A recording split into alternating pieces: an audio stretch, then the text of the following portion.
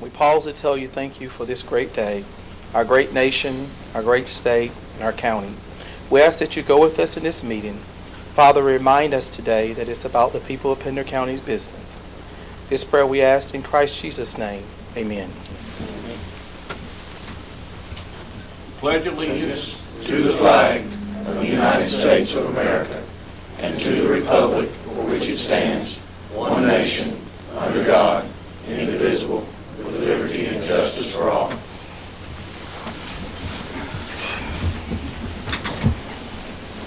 Thank you, gentlemen. Item number 1, have under public information, recognition of Library Director Mike Taylor, appointment by Governor McCrory to serve 4-year term to chair the North Carolina Public Librarian Certification Commission. Dr. Duvall.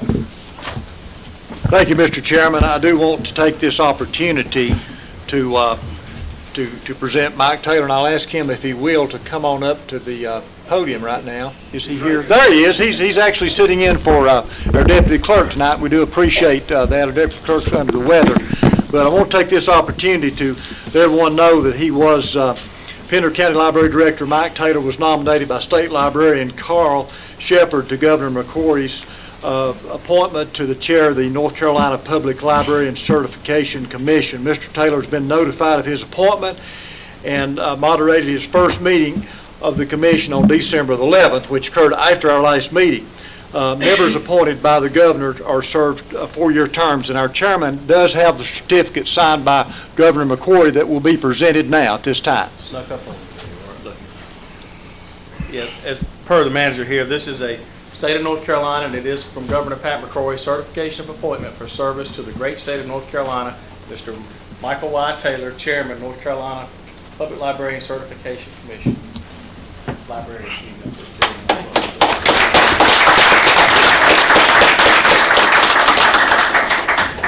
I appreciate the opportunity to serve in this way. Thank you for allowing me. Thank you very much. Thank you, Mike. Congratulations, Mike.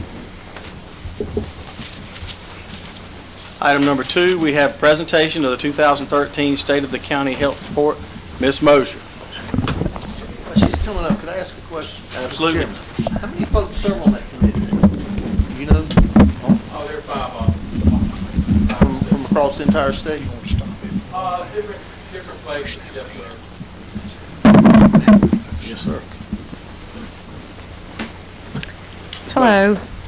Happy New Year. Thank you.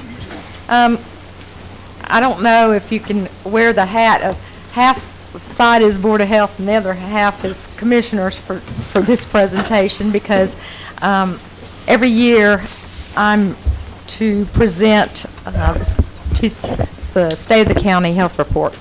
And then every 4 years we do a community health assessment, of which 2014 will be the year for doing that. You have in your packets a copy of the 2013 State of the County Health Report, and I just wanted to point out a few things that are in the report, and hope that you found that it was useful and will find it useful for the coming year.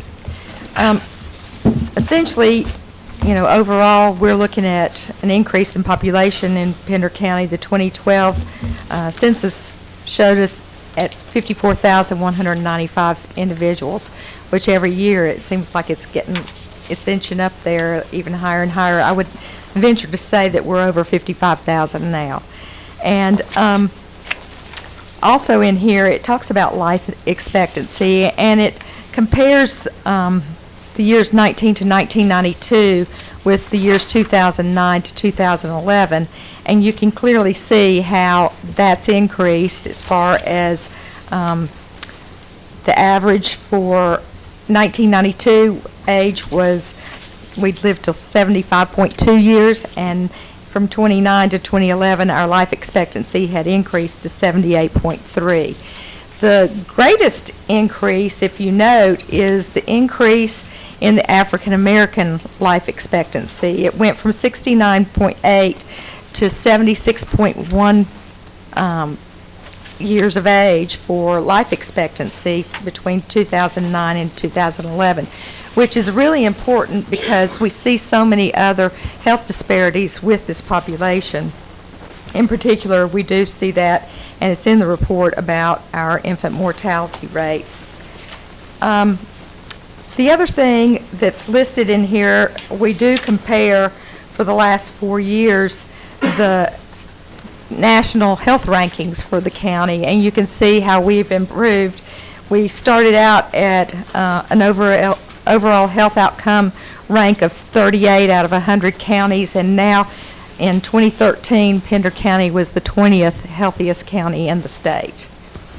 I've provided some leading causes of death that are in Pender County and compared those, highlighted them with those that are higher than the state rate.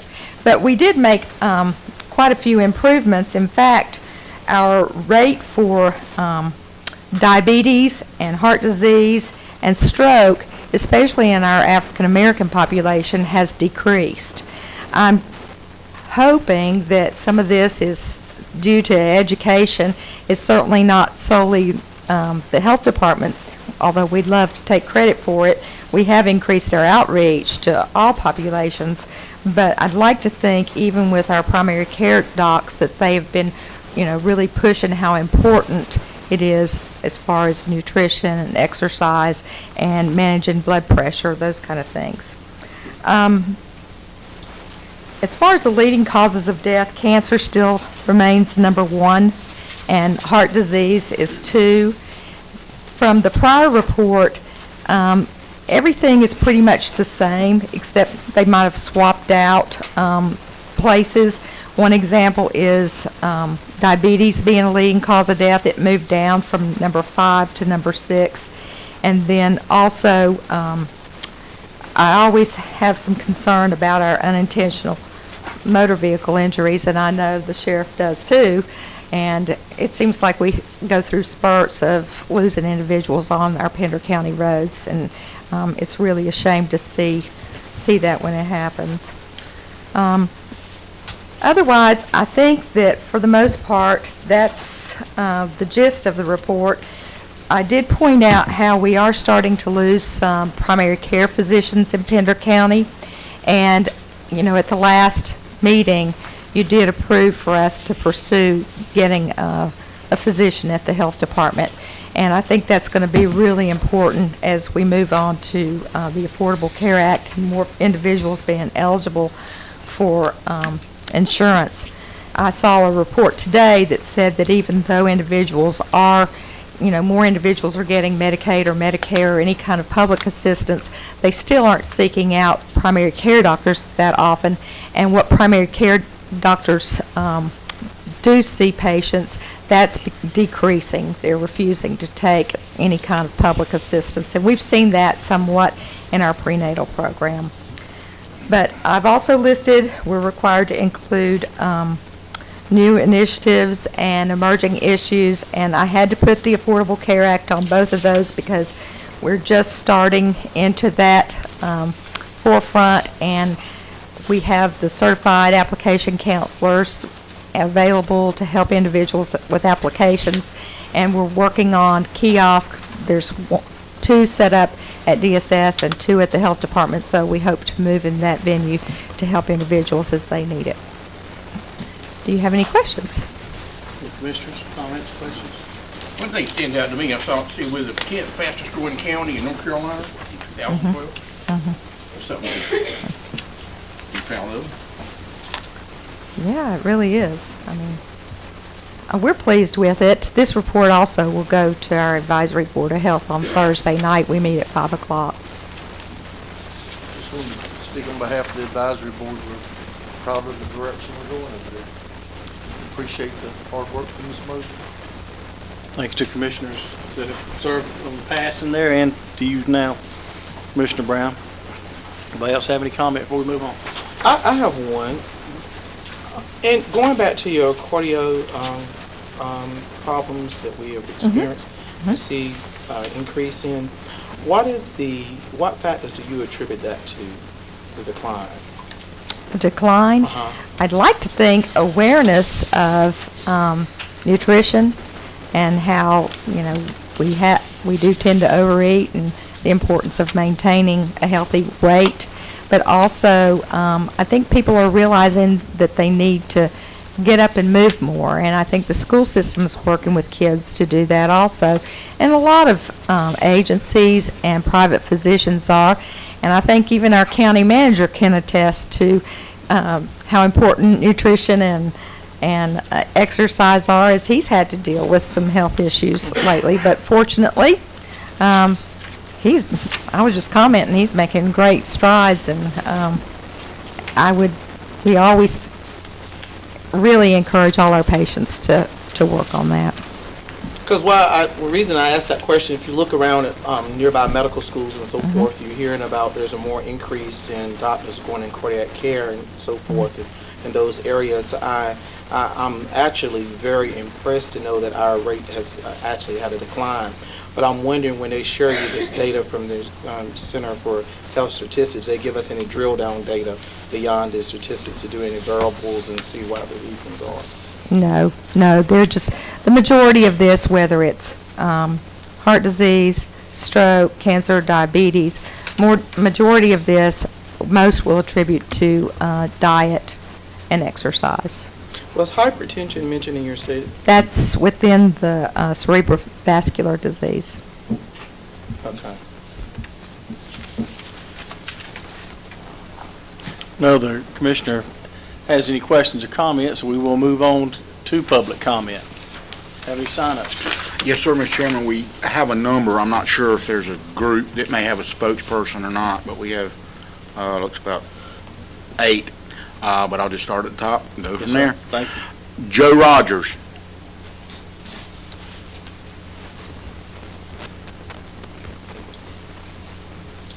Good afternoon. I'd like to speak to line item number 15, the discussion of the cooperative extension county contribution. As I understand it, there's a gap right now in funding this position of about 15%. I don't know the monetary value, nor do I need to. I'd rather speak to why I think it's important that this position be filled, and however we get there is important. As we all know, I'm not telling you anything new. The youth of today are the leaders of tomorrow. These are the people that are going to be our government leaders, our next president, whomever. So anything we do as a population to give them broader opportunity, help educate them, and further them in their standing in life is important to me. Some of you already know me from, I was the past president of the Hampstead Kiwanis. I'm sure everybody's familiar with the Hampstead Kiwanis Park. What we do, Kiwanis, if you're not aware, is focused on kids. That's what we do. Our whole intent is to raise kids, give them every opportunity possible, give them an opportunity to work together as teams, develop leadership, elect their own officers, set their own goals. And we do that through groups such as the K-Kids clubs in elementary schools. We sponsor 2 of them in Topsail and North Topsail elementary schools. The Builders Club in Topsail Middle School. We sponsor the Heidi Trask Key Club. These are all groups we give sponsor scholarships to kids as well. These are all opportunities that we do to further kids' opportunities. The whole idea is, again, we get them in a group and have them select goals that they'd like to achieve and elect their own officers, president, vice president, and other positions, and to help them achieve it and mentor it. Well, the 4-H is another organization that does identical structure and things. And I think that the opportunity to fulfill this position is only a win-win for all of us, because it gives the opportunity, whether it's a equestrian club, a shooting club, it doesn't matter what the club is. This position is going to be the one that helps select leaders and mentors for those clubs and helps them through leadership and how they need to get the club working. And those mentors are the ones that's going to establish the clubs and get the kids working together and help increase their opportunities.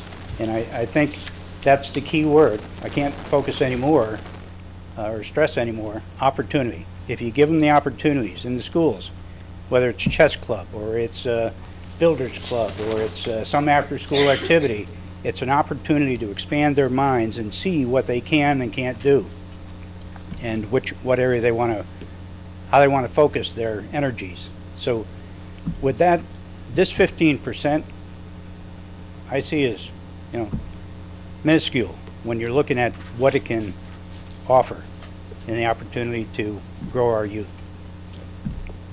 Thank you.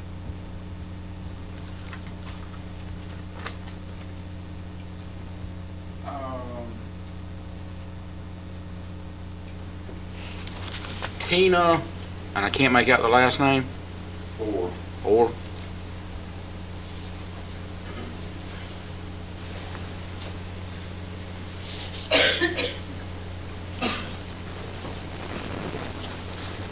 My name is Tina Four, and first I'd like to say I've never spoke publicly before.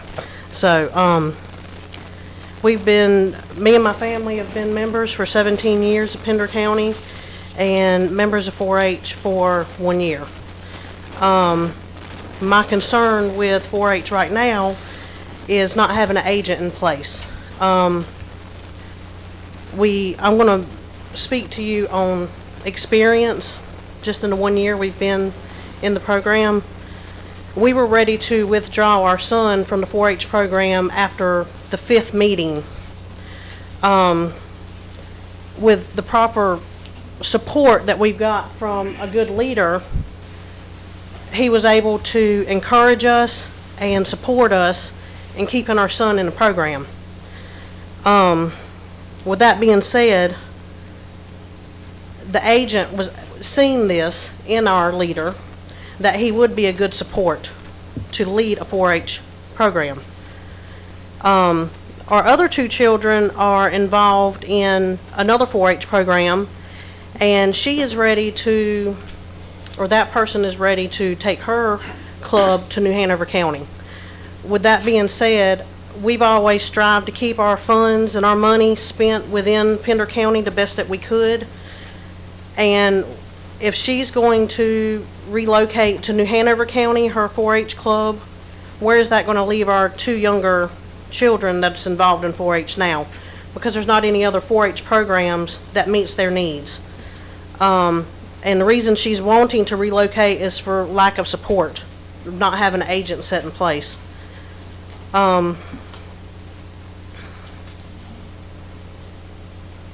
And another reason why I'm standing up here right now is because I'm wanting to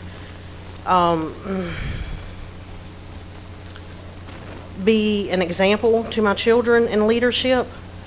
And that's part of the angle that I was taking with publicly speaking to y'all, is the leadership. And I feel that the agent is important in overseeing the leadership that our leaders of our 4-H groups can provide. Thank you, ma'am. Thank you. It is first speaking of the mic first time, so it takes some courage. James 4. Yeah.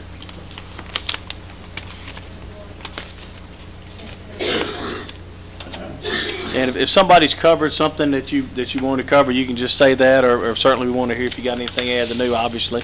But Well, unfortunately, my wife, she stole my stole your speech, thunder. so- Yeah, I had a feeling. We live in Pender County, and we try to spend all of our money in Pender County, keep our time invested in Pender County. And they're talking about combining efforts with New Hanover County, Pender County, having an agent cover all those counties. I mean, surely everyone in here has tried to deal with an outside company at some time or another. I mean, everybody knows the feeling of the personal relationship. That's why we're here tonight. We don't want that to go nowhere. Thank you. Faye Russell.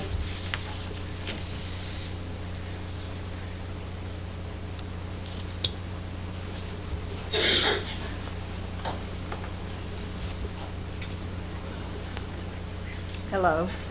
I've never done this before either, so here we go.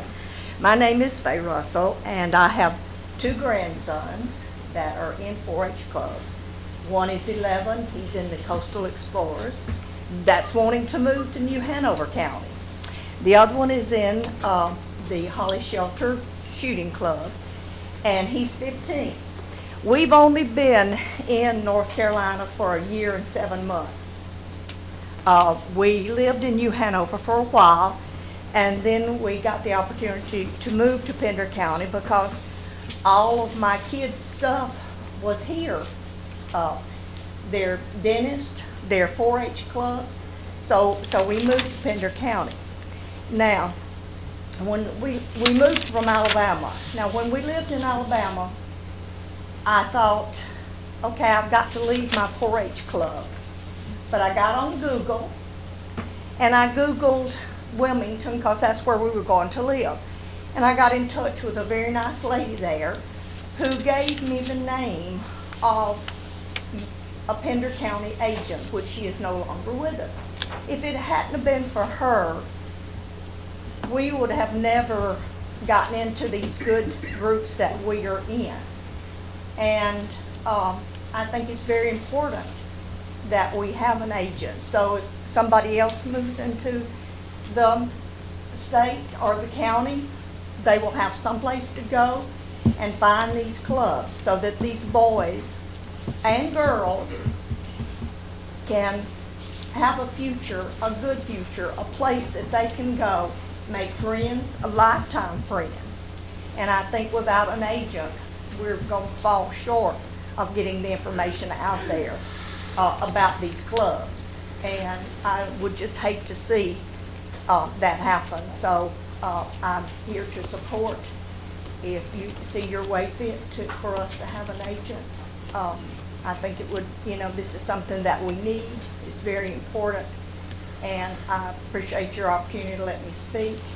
And thank you for your consideration on this. Joseph Noble. Mr. Williams, while he's coming, may I ask a question? Certainly. Did I was under the impression and discussion that there may be a discussion on increase in funding for cooperative extension, but have there been discussions about transferring the agent or consolidating the agent? I've heard that come up at least 3 or 4 times during the conversations, and I understand how information can muster sometimes that's not always the most accurate. Can I just respond to that? I had a meeting with Mr. Seitz here a few weeks ago, so I was a little more privy to some of these things. Actually, I think that's one reason Mr. Seitz is here tonight, to talk to us about these things. So some of these things these people are bringing to our attention, we may not be as aware of as some of these folks are, but this has something to do with what Mr. Seitz is going to speak to us about tonight. What evidently they're talking about the 4-H. I don't think this board was aware that we had lost a 4-H person, or that this was going to be a topic of conversation tonight. But specifically 4-H, we knew we were going to be talking about some additional funding, but just to kind of premise what's going on here, I think. Yeah, they're sharing more information with me tonight than what I actually do. Yeah, I didn't know anything about talking about 4-H. And once I just the knew we were president- talking about this particular item, because we don't necessarily make that call. Yeah, but once Mr. Seitz comes up and kind of helps explain this to us, we'll have a better understanding of what these folks are talking about. Please continue, sir. Thank you. My name's Joe Noble. I'm a retired police chief, 25 years in law enforcement. After I retired, I started looking at the way that children were living this day and time. This is about 10 years ago. The problems with obesity, children not learning life skills, and just sitting around playing video games and things like that. So I decided to get involved in 4-H. I went through a lot of training. I'm now a 4-H leader. I'm the leader of Holly Shelter 4-H Shooting Sports Club. Wear many hats right now. Since I retired, I'm also an instructor for North Carolina Wildlife Resource Commission as a hunter education instructor. I'm also on the Cooperative Extension Advisory Board. In my spare time, I go fishing, but that's not very often. I appreciate the opportunity to speak with you folks. I know Mark Sykes is going to come up and speak to you regarding budget increase or change in MOU. I know of that because of serving on the advisory board. We've been without an agent for way too long. And I don't know how familiar you are with the responsibilities of 4-H agent, but they have a lot of responsibilities. They're responsible for seeing that we're continually trained, that we operate in above standard ways, and developing 4-H clubs throughout the community and the county. Their duties are pulling them here, there, and everywhere. Right now, I'm afraid that the 4-H program is going to founder if we don't get an agent back in here as soon as possible. I know that the MOU is what's going to be discussed tonight, but I know that you gentlemen have the power to make a movement and make a budget amendment to increase y'all's contribution to the salary for a 4-H agent. And I ask that you do that as soon as possible so we can get this position refilled as soon as possible. Thank you very much. If you have any questions, I'll be glad to answer them. But I think Mr. Sykes can answer them better than I can. Thank you. Thank you. Tom Corson.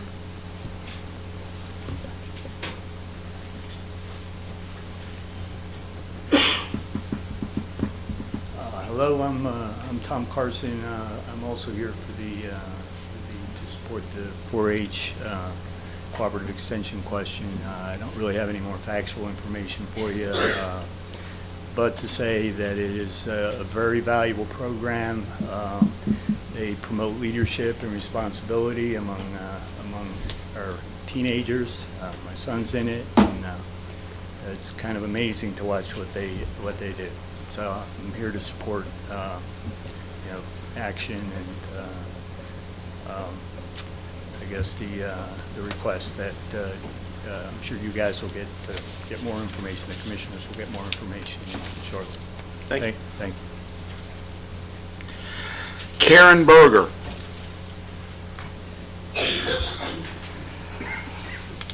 Good afternoon, gentlemen. My name is Karen Berger, resident of Watha, and the president of the Pender County Master Gardener Extension Volunteer Association. I've come before you to express my concern also in the future of the cooperative extension and all the valuable programs that the Master Gardeners and 4-H may potentially lose in the event of diminished funding and the potential loss of an extension agent. Cooperative extension and volunteers like me are here asking you to fulfill your obligation to bring the extension programs up to the state average of 50% funding for the programs that they offer, as outlined in the memorandum that you're going to hear about on agenda item number 15. The Pender County is currently among second last in counties in the Southeast Extension region as far as financial support to the extension. Even though Pender County ranks near the bottom at approximately 52nd out of the entire state in population, our Master Gardener volunteers alone rank 8th in the state per capita for number of volunteer hours, logging over 5,400 volunteer hours and education opportunities for your clientele, if you will. Using the federally established rate of $22.14 per volunteer hour, that means that the Pender County Master Gardener volunteers alone provided Pender County in excess of $119,000 in service and education opportunities. This is an impressive return on fulfilling your $20,000 commitment to bring extension funding up to 50%. The value extension provides in Pender County is enormous, with our public school outreach in 7 out of 8 of our elementary schools at every 3rd grade classroom. We have partnerships with local community groups, including Kiwanis, Friends of the Library, and Poplar Grove Plantation, not to mention hundreds of hours of the free educational opportunities we provide Pender County residents. The impact of the loss of any additional agents or the agents that we've already lost, as you heard from some of the 4-H members, would be great if these partnerships are diminished any farther. Extension programs are given matching funds from NC State equal to the commitment that each county provides its program. Therefore, if you continue to withhold our fair share of expenses at 50%, the state must do also. Lack of funding impacts appropriate staff levels, as you have heard some of the 4-H folks already speak to. In 2014, if we lose additional agents or funding is impacted further, we could potentially lose those volunteer hours. So in addition to the loss of state matching funds and the impact of loss of volunteer hours, the cumulative loss to Pender County is almost $160,000 for taxpayers. There's no other budget item in the county that provides residents an 800% return on their taxpayer dollars like cooperative extension. As you well know, the Pender County financial audit posted fiscal year July 2012 indicated that the county had exceeded its liabilities by close to $30 million. And as a concerted citizen of Pender County and a member of the Master Gardener Volunteer Association, I urge you to change the memorandum of understanding with cooperative extension to bring the county budget up to the state average and fill your obligation to fund the cooperative extension. Committing to make that additional $20,000 budget shortfall correction in the county from that $30 million surplus will be a $160,000 return for taxpayers. And I think that is a very impressive opportunity for the Pender County Board of Commissioners to do the right thing for county extension. Thank you for your time, gentlemen. Thank you, and I can assure you there's not $30 million laying there just to put it anything we want, but we can, the rest of the information I completely agree with, but we can turn facts and figures how we want. But next on the list, please. Those are all the sign-ups, Mr. Chairman. Thank you. We'll move on to the consent agenda. Item number 3, Dr. Duval. Approval of minutes, regular and closed session, December 9, 2013. I think we can handle that. Yep. Those are the minutes that That you is see the before. consent agenda, excuse me. A motion to consent agenda unless there's any item that anybody would like removed or brought out for discussion at this time. Make that motion. Second. I have a motion and a second. All in favor? Items carry on the consent agenda. Next, we're going to move on to resolutions, which will be item number 10. Resolution authorize approval of the award of a base bid and add alternate for the removal of identified asbestos-containing materials. Mr. Mack, I'll let you take it from here. Getting more than a mouthful. Chairman, thank you very much. If I might, with your permission, I'd like to introduce the newest member of Pender County Utilities.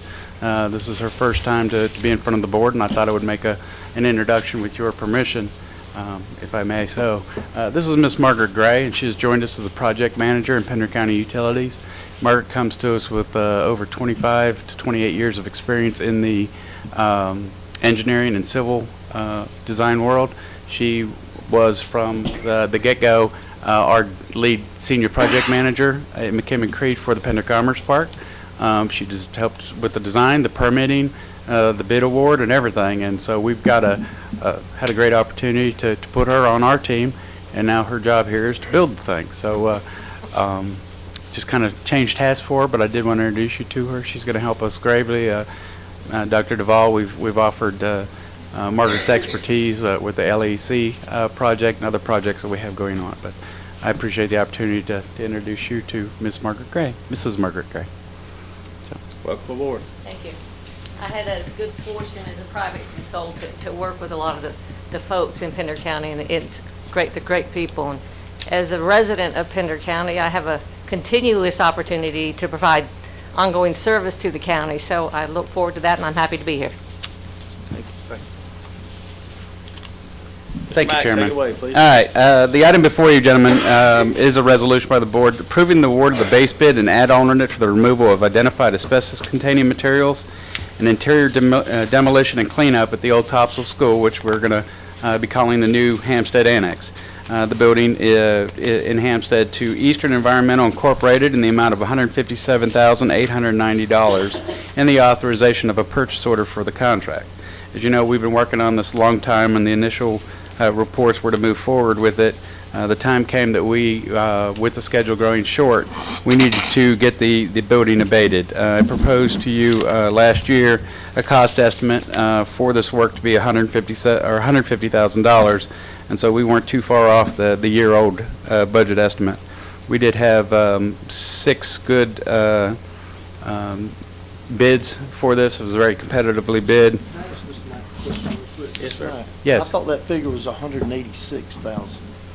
The abatement, did that include something else that this is not, is that in, Yeah, the estimate original back in the figure, I thought- feasibility was 150,000. oh, I was thinking it was 186. Well, see, I did good then, I huh? thought we We'll were go with even your lower number. than- But I thought the figure was, I remember seeing 186,000, that's what I had in mind. Okay. I mean, I got a budgetary number. Is this everything? And the interior demolition. And it's Dan Broadhead, he lives in Hampstead. He's Pender County resident, works here, lives here. Very happy. I met with Dan out there Friday. I went through the school, and they're ready to I go. didn't want to slow you up. No. I just had that question in my mind. Well, I'll take the credit for the cost savings, but it came in right really where we thought it would be. Now, there is also another group involved, and it's down in here. We did, through LS3P, have an abatement specialist come in, Mike Shermanko with EEC out of Raleigh, who does this. He put the scope of work together, he bid it, he provided the bid tabulation that's attached to this item, and actually we'll be using him to do the air quality monitoring. You have to have an independent third party to monitor that the air quality is correct for the people doing the abatements. He'll be coming under contract to watch Eastern Environmental. But they are ready to go. They should be actually mobilizing either late this week or the first of next week. It's a 30-day contract, and it'll run basically from January 14th to February 11th. So this particular item is recommendation of the asbestos abatement interior demolition contract to Eastern Environmental in the amount of $157,890 and the authorization for a purchase order for the same amount of work. With that said, gentlemen, I'd be happy to answer any questions. Any other questions, comments from the commission? I think you had 6 bids for that, There were 6 just on the asbestos abatement. and you got Pender County contractor. We did. We did. Any other questions, comments? Hearing none, entertain a motion. I'll make that motion. Second. Motion and second, all in favor? I do have a question. I'm fine Yes, with sir, you and Mr. Wolf. everything. What is our cost so far on our expense on the building right now? Do we have that figure? Previously awarded was the LS3, the architect's contract. I believe it was $294,000 for design, permitting, inspections, and whatnot. We've done about $25,000 worth of environmental hazard cleanup. There was some fuel oil spill that had to be remediated. That's been done. That was a combination. Maybe that's what I it was was. thinking about the fuel the oil fu- in the basement. Okay. That was thank you very much. But I didn't remember bringing it in as one. The total, and it was all the cleanup. And so you're very good memory, sir. Very well. So that was the other component. That's what makes the delta between the 150 and, say, 186. This project was really important to me, so I was paying attention. And it's still important, and along those same lines, gentlemen, it's currently out for bid. We, in October, went out looking to pre-qualify contractors. As you know, the window is pretty short and pretty tight on getting this done on time. We had 22 general contractors submit a letter of interest. 11 were then required to fill out about a 7-page inquiry looking at their qualifications, their references, their financial background.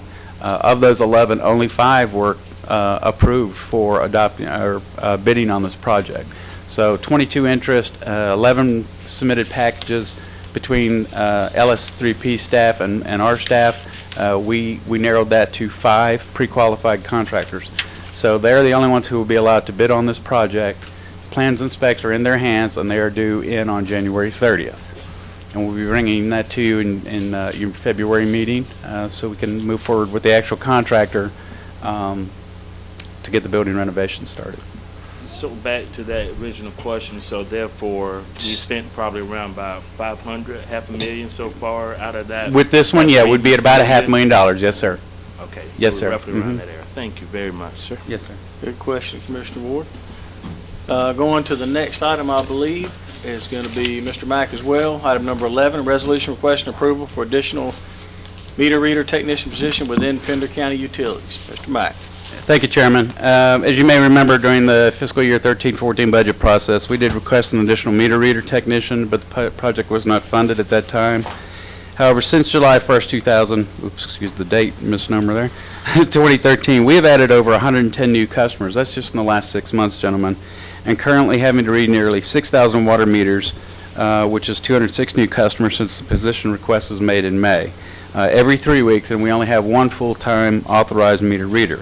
We've reached a point where we can no longer read the water meters in the time required to provide timely and accurate water bills to our customers. In addition, the safety of the meter reader is a great concern to me, as she is driving and stopping hundreds of times a day along all the major roads within Pender County, but predominantly along US 17. Right now, there is surplus salary and benefit funding that currently exists within the Rocky Point Tops Water and Sewer District budget to fund both the salary and the benefits. And speaking with Denise Mulholland, our HR director, my number was a little low. The total for this position is just less than $36,000, which is salary and benefits for the additional position. But again, no additional funding is required or requested. We are requesting the approval of an additional meter reading technician for Pender County Utilities within the Rocky Point Tops Water and Sewer District. The Commissioner have any questions or comments for Mr. Mack this time, or in general? So you said it's surplus salary. That means you had that much money left over? Well, actually, we had a vacant position that we actually have a $24,000 salary surplus in this year's departmental budget. Plus, through my people have been very good with their salaries. There's not a lot of overs and unders. We have the salary funding in the departmental budget to fund this position this year and in the future years.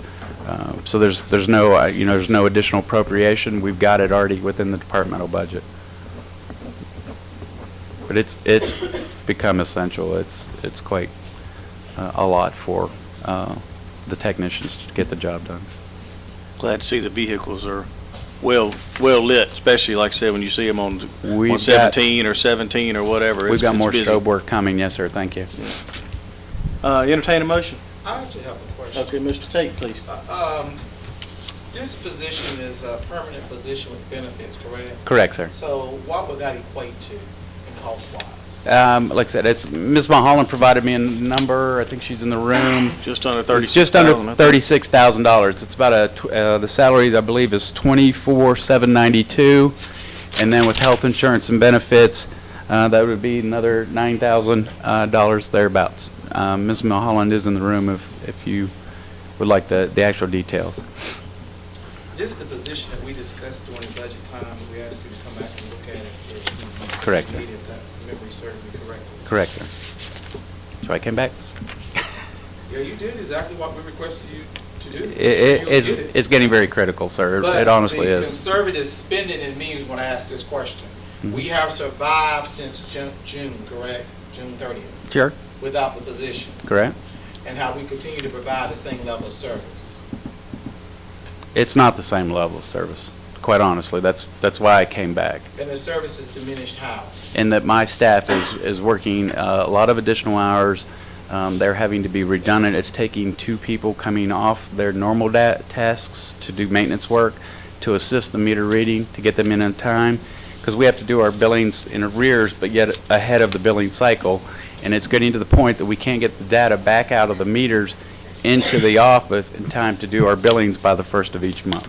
So now the customer is going to receive bills, on the 2nd or the 3rd or the 4th, and I think there's a customer impact with that. Plus, again, the safety. We've added 2,200 new customers, sir, in the 5 years that I've been here, and they're read with one and whatever we can use the other technicians for to supplement the reading. So there's a delay in customers receiving their bills? Yes, and turn-offs and turn-off requests, because this technician does the same thing on suspension days. They turn their water off, the customer pays the bill, they go back out and turn the meter on. So yes, there is a direct impact to customer service, Mr. Tate. That's why I was asking, what's the direct impact to the service? I believe it is, yes, sir. Not that everybody wants their water suspended, I but. yield my questions, thank you. Anybody else have any questions, comments? I will say this, Pardon.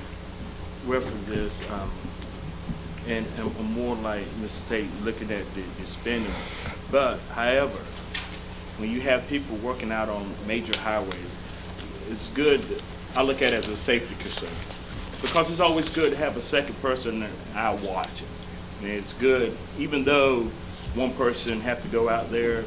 I happened to see one time where she was reading the meters and the other person was driving the truck. Correct. Be honest, even though it costs, I like that because if you remember where a gentleman got hit out there on Highway 17, and of course they was just on the highway and it was a flagman or something. He got That's hit correct. and he died. Correct. But it's always good to have an extra eye and people to watch out, you know. When you getting out and in that vehicle, sometimes your mind just focusing on, I need to read that meter that I'm watching. So, I will say, and I understand that, Mr. Tate, and that's very good what you said, but I will, hopefully that we can look at a safety concern too as well, because I remember you did, during the budget time, you was talking about this, and we was making a way with a additional person, but pulling that person out from the other work to do this. Correct. So, I look at it as a safety concern too as well, gentlemen, that this could be a positive thing. Thank you. I agree. So are we hiring a safety officer? No. Second eye. It's always good for that, to be honest. Oh, okay, right along. I got you. Well, they won't have to make the calls quite so quick, you know, and pick up and do the delivery and actually pay more attention to traffic and whatnot. We bought a right-handed vehicle for them so they're not out in the right of way. Mr. Chairman. Yes, sir. Good, I'd just like to add one thing. This is not coming out of our general fund budget. This comes out of its own fund. This is the right to point Paid by out. the customers of that facility. Correct. Okay. Yes. We're all concerned about the cost of things. You're a different entity of Correct. sorts because you have your own funding through your users. For the sale of the water. Fees of the Correct. users. Mm-hmm. And as I agree with Mr. Tate, we're all about trying to be as conservative as possible with spending. Just want folks in the room to know that spending is coming out of your users. It's supported by the water revenue, so yes, for their benefit too as well. If you're ready for a motion, I'll make that motion, Mr. Williams. Any other questions, and I certainly entertain a motion. And I have a question. Yes, sir, Follow Mr. Tate. Mr. Brown comment, because we've had this discussion before. Even though it comes out of the user fees, it's still taxpayers' money, correct? It's the same wallets, yes, sir. One way or the other, yes, sir. Entertain a motion. I think you just made one. You're looking a second. Second. Motion is second. All in favor? Thank you, gentlemen. Oh, one question, quick question, Ken. Ms. Gray, the one you Yes, just added, is that replacing someone or is that a new position? We had, of course, the vacancy from Melinda, and then there was also an engineering intern that we did not fill in the last 2 years, and so we used the combination of those open salaries to create this new position. So, tough position to fill. Well, the role isn't necessarily the same. It's more towards the project management, assisting Brian and I in making the capital projects occur, but she does have the people skills, and so we found her to be a great asset just in the few weeks that she's already been with us. Hard act to follow. Yes, sir. Move on to item number 12. Resolution authorizing approval of budget amendment to approve increase in Department of Social Services revenues and expenditures for fiscal year 13-14 to the tune of $300,000. Ms. Mosier, and I see Dr. Shiver and Mr. Watson. I guess folks might know Mr. Watson now sitting up here with us in the role as Assistant County Manager. Ms. Mosier. Well, you can breathe a sigh of relief because I'm not asking for $300,000. This is money in, money out, because we've had an increase in the need for Medicaid transportation, and we get reimbursed at 100% for this transportation. And that's why we're saying an increase in revenues and expenditures, because it's basically a wash of $300,000 increase in our transportation budget. Any questions or comments? Or Dr. Shiver, anything you'd like to add to this? Or Just that we did make a request for more funds in medical transportation in the initial budget, but it was denied at that time. But we were told that if the need should arise, we could come and revisit it. So that's why we're here. thank you. Any other questions or comments? It's 100% reimbursed, state and federal.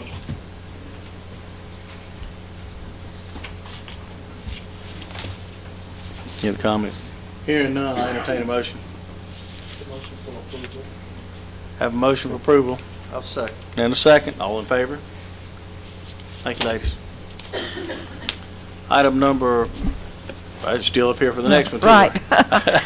Item 13, resolution authorizing the approval purchase order, the MV Transportation for medical transportation services, and I think we know where Because of this that is going. increased need, the purchase order for MV Transportation needs to be increased, which, follows in line with the prior resolution. So it's to be able to pay for the medical transportation provided by MV.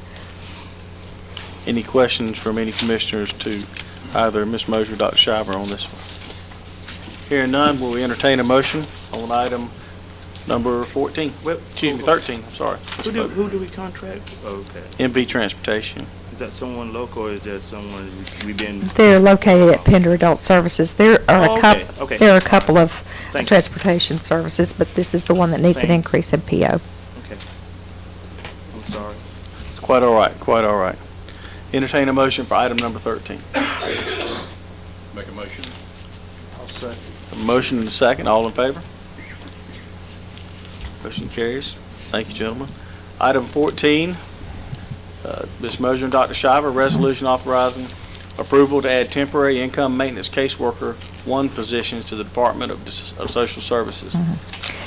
This is the result of a letter from Secretary Voss to the county managers and social service directors. And then, in addition, I also sat in on a conference call through the Association of County Commissioners, and Rebecca Troutman, I believe Dr. Duvall sat in on that call, and did you hear it too? But I've provided all that information in your packet for the justification for these workers. There are a lot of other changes that are getting ready to hit Fast and Furious with NC Fast and Furious for NC Fast. But anyway, we are going to need additional help. We have a lot of comp time from the past, and in essence, I see that we could save money by having these temporary workers. This would go through June the 30th, and then we can reevaluate the situation. In the letter, it talks about the fact that we do get 50% reimbursement for these positions, and right now they're waiting from the federal government to, they're pushing for, to be able to be reimbursed 75% for these individuals. So with it just being a half of a year and knowing that we're going to go through June 30, we'll be able to evaluate by the time budget rolls around as to the need for additional temporary help. Maybe we've weathered the worst part with NC Fast according to what the suggestions are in this letter. We'll just have to wait and see, but I do know that after hearing all of the discussion and following some of the trails of emails, it's not just Pender County, it's the state as a whole, and DSS departments all across the state are having a lot of anxiety and a lot of stress that's related to this. So, I guess the support we said we were going to get isn't quite covering it when they said they were going to send down. it is not the same support that we would need to make sure, and the federal government has pushed down new rules for addressing the way they calculate income, and I think that's in the letter and self-explanatory too, that it's going to take a lot more time involved as we move into adding the Medicaid recipients to NC Fast. Any commissioners have any questions or comments on this item? So the money is in the budget. There is money in the DSS budget under contract services that we can change some line items, and we won't need any county money. Good question. Yes, sir, Mr. Ward. If I'm not mistaken, this was a agenda that came up before. Okay. And this was with the NC Fast and with the state pushing down something for the county to do because of some new network of technology. And this is not, you know, Ms. Mercer, I'm not here to give a hard time, but this is my question here. If I'm not, what's different? And of course you said now you can't keep up, or what was it? Well, they've been stressed to the max as far as trying to keep up in a lot of overtime hours, and I think that Dr. Shiver has justified it in the past as far as the stress level of workers. What is getting ready to change is, especially in this letter from Secretary Voss that talks about all of the new federal guidelines that our workers are going to have to follow, and they're literally, their recommendation is that they highly encourage that we bring on some temporary staff. And the letter is recent, correct? Yes, yes. December the 5th or so, I believe. So what part did the state help since the last time we talked? What did the only thing the state said, oh, y'all just need to hire something, so really they didn't put no help into it. No, they. So that was our last time when we talked about it. We said go back. They sent some over-the-shoulder support, but it's more of, I think, technical support to troubleshoot issues and help with maybe training some staff if we're answering questions for staff, but it's certainly not sufficient to meet the demand and the upcoming demand. So, okay, the second question. I remember that it was 4 last time. Why 6, Mr. Mays? As far as last time, I think Ms. Mosier has evaluated the situation along with Dr. Shiver, and they see a backlog. A lot of this has just came online now. Last time, I think, when I talked to Mr. Black, we did send cases up there to be processed as well. Is that not correct, Dr. Shiver? Yes, we sent more than 400 cases. Okay, and they worked those as they promised, and also sent some over-the-shoulder workers to Pender to watch us over the shoulder. What has happened at the state is you've got 100 counties that's in the same situation, and this problem has not improved, and we've seen more and more come onto the system. And again, you know where I'm at. That's the It's an unfunded mandate if you want to really bring it down. Except that it's really a federal mandate, because within this letter, it talks about the calculation of the MAGI rules when it comes to financial calculations, where individuals, when they do come in to apply, they're going to have to bring additional documentation, things that, it's going to take longer to complete an application. And now we run into employees running over with comp time. As much as we've tried to curb it, we are still having to do that. The part where I'm having a hard part is with them moving so much, with the state pushing so much, and and I know this is bad for me to say because it's seeing more of a have an advantage in as other departments. For example, our sheriff's department, everybody cuts back, and I know that department spends a lot on comp time, but I'm trying to figure out, because of the situation when your employees running over comp time, here we go running and say we need to hire some more because of technology error or problem that we need to hire some. But is it fair to other departments that we ask to cut back and do it? And it seems like I see when the state moves in from DSS or whatever, it's like we do more while other departments lack. And that goes back to our the extension. And that's why I am asking for temporary, I'm not asking for permanent.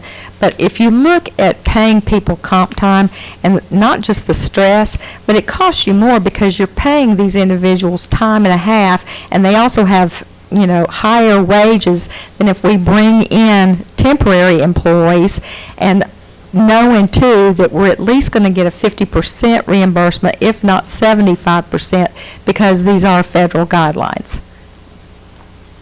Mr. Ward, this is not the first time that this letter has been sent to the commissioners, to the manager, and to the director asking for the help. It was sent a year ago, and in the initial budget, I asked for these positions, but at the same time, I was told that the county was not awarding any positions at that time, but that we could revisit it later. So it's not new. It's ongoing.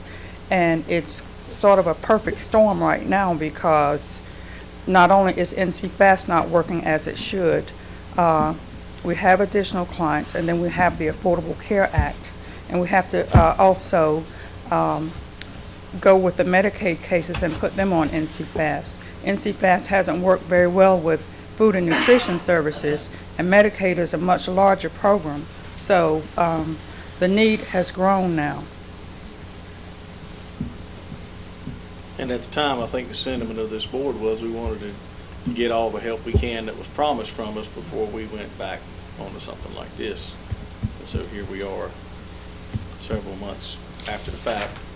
Recognizing too that we're not unlike any other county in the state that's having to do the exact same thing. I remember, if I may, Mr. Chairman, I remember when this came before us, and Ms. Dr. Shiver came and asked us for these positions. I don't know about the rest of the commissioners. I was very angry with the state of North Carolina and the federal government for pushing an unfunded mandate down to us, expecting us to. They come up with this great plan, NC Fast, that's going to save the world, but all of a sudden it creates a bigger mess for us than what we had before, evidently. And now we got the federal government really pushing this down more than the state, because I went to the state about this. They assured me they were not pushing an unfunded mandate down to us. So I said, well, then why are we being asked for new positions? I was told we can contact the Department of Health and Human Services and ask for help to come down here. We did that. Evidently, I'm going to have to back up here myself and say it's not necessarily the state of North Carolina. This is more from the federal government. And we're not getting any assistance here. All we're getting is a new program pushed on us, and it looks like we're just going to be stuck with what we've got. Therefore, we're not getting the job done with what we've got. We may have to look at trying to... I truly believe that once we can get through all the kinks with NC Fast, I mean, the intent is to improve productivity and increase efficiency. But I think that right now, we're just going to have to take a lot of hits, recognizing too, though, that they aren't totally leaving us 100% stranded. We are looking at 50% back, if not potentially 75% of what we put What's forth. your estimated time for the temps? For what? For the temps. Right now, I just want to go through June 30th, get them on board, and then it'll give us time to evaluate where we are, what kind of progress we're making, and, you know, take a look at what we want to propose for the next year. I don't know how long it will take. No, but I'm just staying within this fiscal year. The other thing is, remember, I mean, we're already into January, so by the time we advertise and interview and get someone trained, we're still looking at probably paying somebody 4 months, if we're fortunate, 5 months, and then knowing that what part is going to come, I mean, it's all out of the DSS budget. We'll just switch some line items, but knowing that we can retrieve at least 50% or the 75% of what we're taking out of the budget. So we're not asking the county for any additional funds. We're just moving some money around. Mr. Mosier, Dr. Shiver, another question. Yes, sir, Mr. Tate. I suppose I'm having problems understanding the prolonged discussion on this matter when I looked at item number 11, the meter reader with benefits, we approved in less than 2 minutes. And then this one, we're still discussing, and we're talking about, if we're concerned about safety, then mental health is a safety when I'm hearing about people who's stressed, which I see as mental illness as an illness as well. Absolutely. So I'm just not understanding, we're continuous discussing temporary positions, yet we just approved one was $36,000 with benefits. Well, Mr. Tate, can I respond to that? Certainly. Okay, one reason we're having a discussion on this, I think, is because Ms. Shiver brought up the subject that she had brought this before us and had been turned down on this, and evidently this took a little explanation as to why we've ended up where we're at now. So that may have something to do with why this is dragging out a little bit. Well, haven't heard all of that. If anybody's got any new questions, and then we'd like to hear them. If not, I'd certainly entertain a motion on this item. In regard to NC Fast, though. I'm asking for a motion from my board, Okay. please. Do we have any motion on this item? I'll be glad to make a motion. Did before, I'll make it again. Yes.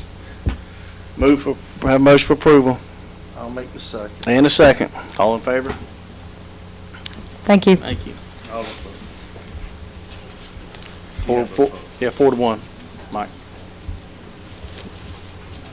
Item number 15, discussion of property extension MOU county contribution revisions. Mr. Seitz. Good afternoon, gentlemen. Thank you. We did not know that. Hello? Come on. I am now. She turned it up. Good. When you turn your heads to the side, then the mic's not picking it up. Fair enough, fair enough. We'll just make sure they turn it up a little bit in the back, and because we do look at each other quite a bit up here and talk. Got them all here, David.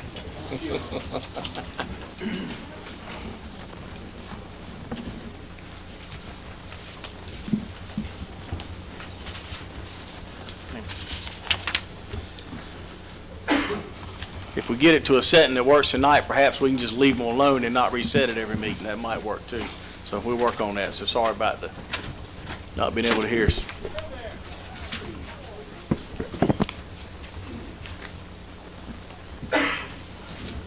Good afternoon, gentlemen. Thank you for giving us a moment to talk about our request for a change in our memorandum of understanding between the county and NC Cooperative Extension. I just wanted to share a little bit of background with you.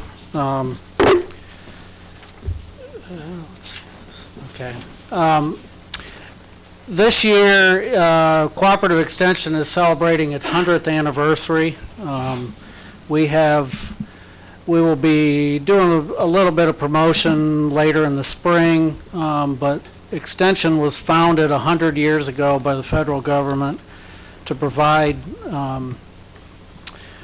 communities and people out in the rural, basically in the rural areas of the country at that time, with information, research information from the land-grant university system. Today I currently have myself and 2 other agents on staff. We have a vacant 4-H position that I'll talk about in a minute. But our main focus with those positions is working with our field crop producers, our livestock producers, our commercial horticulture, our consumer horticulture, which is homeowners and the landscape issues they face. Our 4-H programs, we also provide a lot of training, recertification training for professional pesticide applicators that I've got some information on as well. In 2013, we had contact with our small staff directly with about 5,500 people. A lot of those come through the Blueberry Festival, some of the other farmers market, Cape Fear Fair, some of the larger community events. But we do a fair amount of walk-in client visits and on-farm visits with people around the county. We also have a fair number of participants that attend these recertification and training classes that we offer. We get a lot of information out today electronically, which saves us a lot of money in newsletter cost. Postage costs are way down compared to what they were 3 or 4 years ago. And we pull in a small amount of grant funds to support our programs throughout the year. Some of the impacts, it was mentioned earlier about our Master Gardener volunteer program and the value of that. The numbers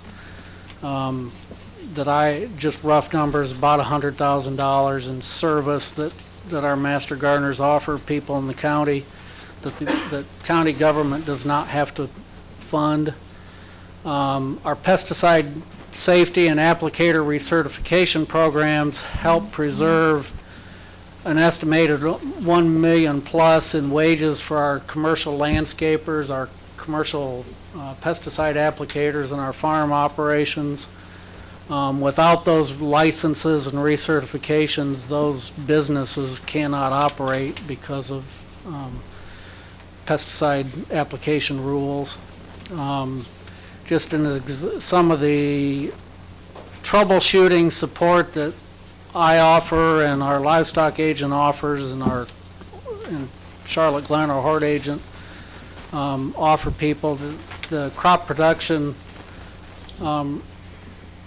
Just in one visit I made this fall, we had a grower that was producing collards and had a pretty severe insect infestation, and just on that small farm we were able to, again, just to estimate that we saved him about $50,000 in crop loss by helping him look at his pesticide program and change what he was doing so that he got better control. And those are some of the things that we do on an annual basis. I send you all a monthly report on some of these programs and give you an update and try to keep you up to speed on where we are every month. As you've already talked about it, the federal government, Extension is a federal, state, and county funded organization. As I said, 100 years ago it was 100% federal. My district director, Greg Hoover's here. What's our federal portion today? About 8%, 10%? About 20% of the state portion. Okay. So the federal government obviously has cut their support, pushed more of that to the state level, and it's, again, coming back to the county. But at the combined, we estimate we've lost about $20 million in funding in North Carolina for extension programs in the last 10 years. The biggest portion of that came in the last budget, about $14 million. We're across the state, we have about 90 vacant positions. I've got essentially, as a budgeted entity today, I have 2 vacant positions on my staff right now. My 4-H agent left in March of last year. The Family and Consumer Science agent that was a shared position with New Hanover County, she resigned in the middle of July last year. Both those positions have been vacant since then. This is our Southeast Extension District, and it was referred to earlier that our funding portion is one of 2 counties in the Southeast District is only funded 35% by county dollars, and Pender and Pamlico is it Green? Pamlico is the other county that's only 35%.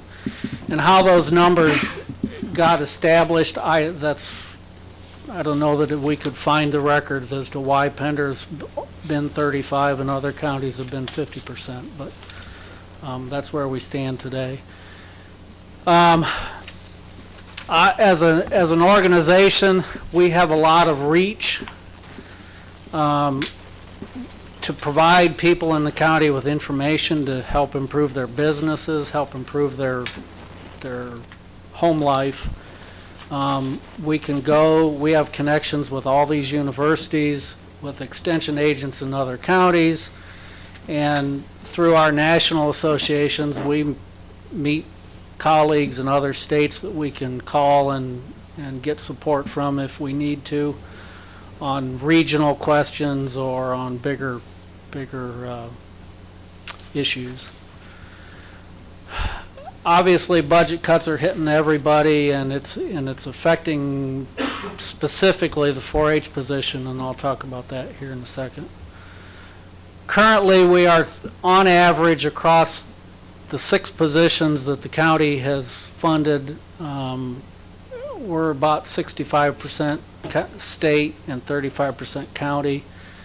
The NC State University provides us with travel and training funding. Pender County provides facilities, phones, copiers, IT support.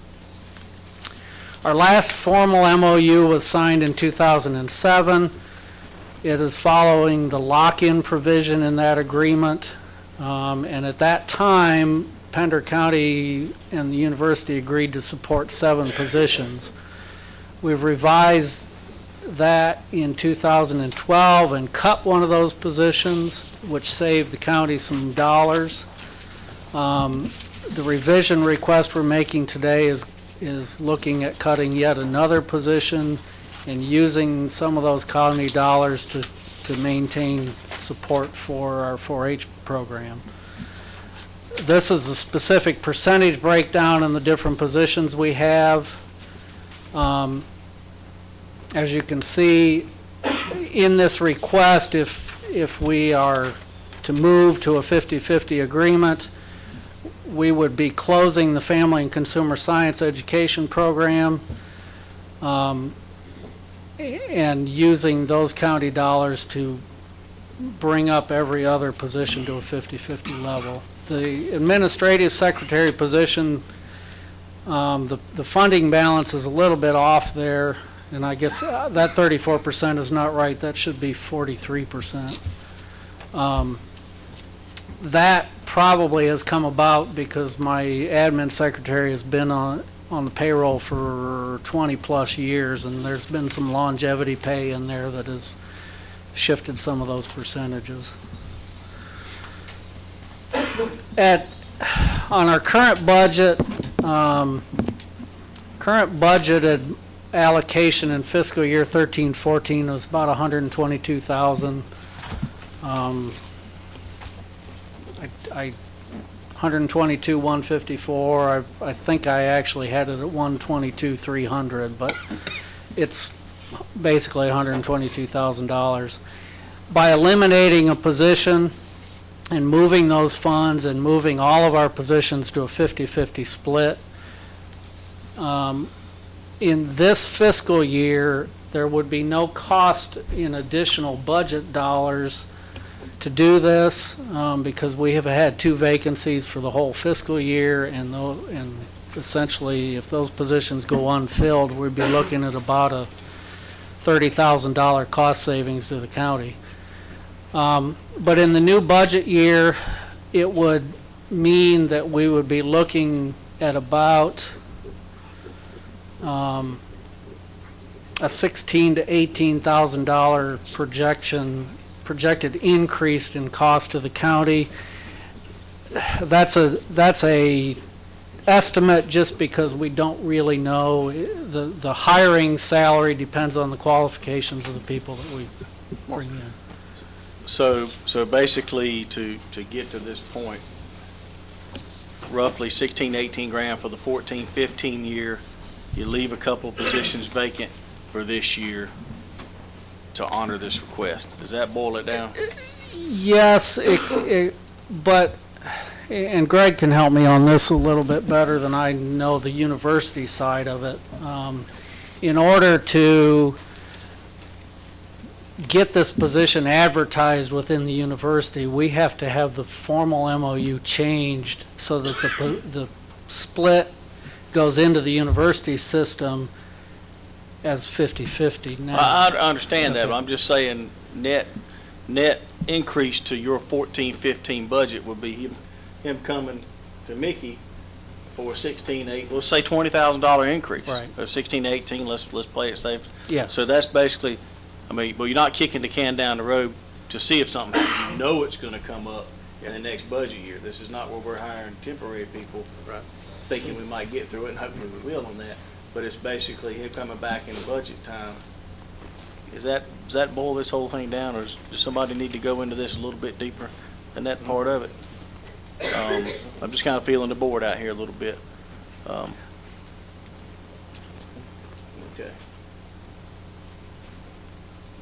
This increase of 16 to 18,000 gives us the 4-H, gets us a 4-H person hired. Yes, it lets me go ahead and get the university to advertise the position, so we can still fill it before July 1st, and, get somebody in here, because right now I'm doing my best to fill in as a 4-H agent plus county director duties, and it's a stretch for me to do it adequately. It really needs a full-time person that can concentrate on the day-to-day paperwork and the communication that it takes with club leaders and to attract our youth to the program, because without somebody on the phone every day or handling in today's world, without them handling a web page or a blog or a Facebook page every day, these kids just lose.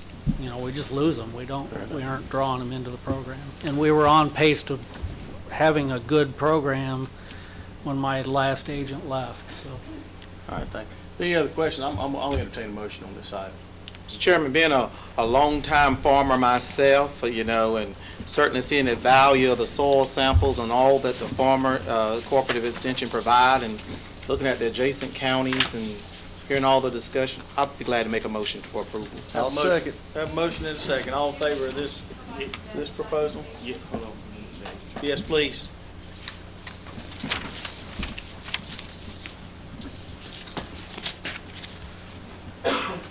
For the record, identify yourself for everyone too, please, if you would. I'm Denise Mulholland, the Human Resources Director. I just wanted to provide some additional backup documentation regarding these facts and figures. We do have the $16,000 amount, but I kind of wanted to give everyone a copy of that. I just want you all to be aware of what is behind these numbers, the total facts and figures. I'll wait till they get passed out.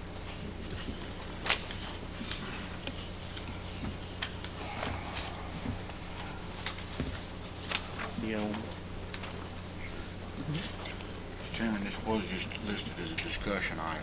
Yeah, that's true. We need to back up here. And that's why I'm here. I'd like to request that before a formal resolution, sorry. We need to back up here for a minute, Mr. Attorney. Please state that for the record. I was just observing that this was listed as a discussion item, not an action item. Yep. So if the board was going to take action, you would need to add it to the agenda Have a and unanimous vote to add it to the Yeah, agenda before we can vote on it, on the actual. yes, sir. I haven't been in the chairman's chair in a long time. I'm a little rusty on that, so forgive me, everyone. We do have a rule that something needs to be on our agenda for us to vote on it, and that is really so the public knows what the heck's going on. And we're not going to, and we have to have a unanimous vote to put it on the agenda and then vote on it. So really, I guess I'm going to ask you to withdraw those motions. I asked the motion second I asked for earlier. Turn it over to Ms. Mulholland as the final part of the discussion. Then we can ask to put it on the agenda. Is that clear as mud? Motion withdrew. Thank you. Ms. Mulholland. Thank you very much. What you have in front of you is the top portion, and it's not in the presentation up there, is what the NC State is currently paying versus what Pender County is currently paying. And yes, like I said, I just want everyone to know what the backup documentation is behind all these numbers. For example, the 4-H position is already funded. The money is sitting in that account. I'm not sure if that's been specifically stated to the public or not. The money is sitting there.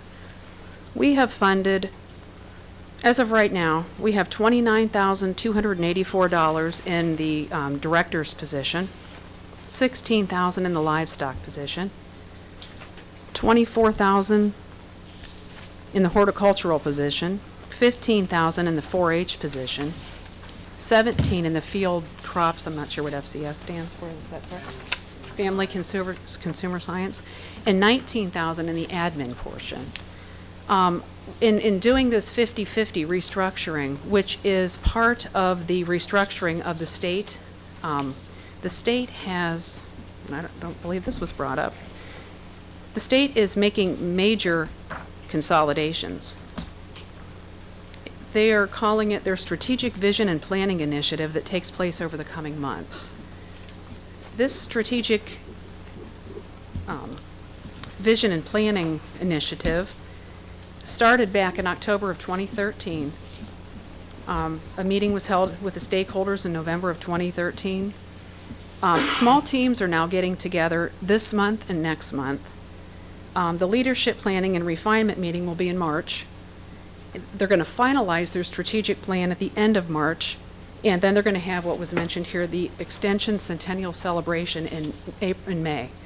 So what I'd like to specifically state is, in looking at all of this collectively, I just want everyone to know that NC State is currently, NC State is not exactly sure where they're going at this point in time. Yet they're asking the county, and I want to be a good steward of the people's money, they're asking the county to fund in advance this information, this money, without knowing where they're going. So, just for example, I'm going to use Mark as an example. Mark's position, if we do this 50-50 split, which I'm not saying whether we should or we shouldn't, I just want you to have all the facts, and these are actual figures.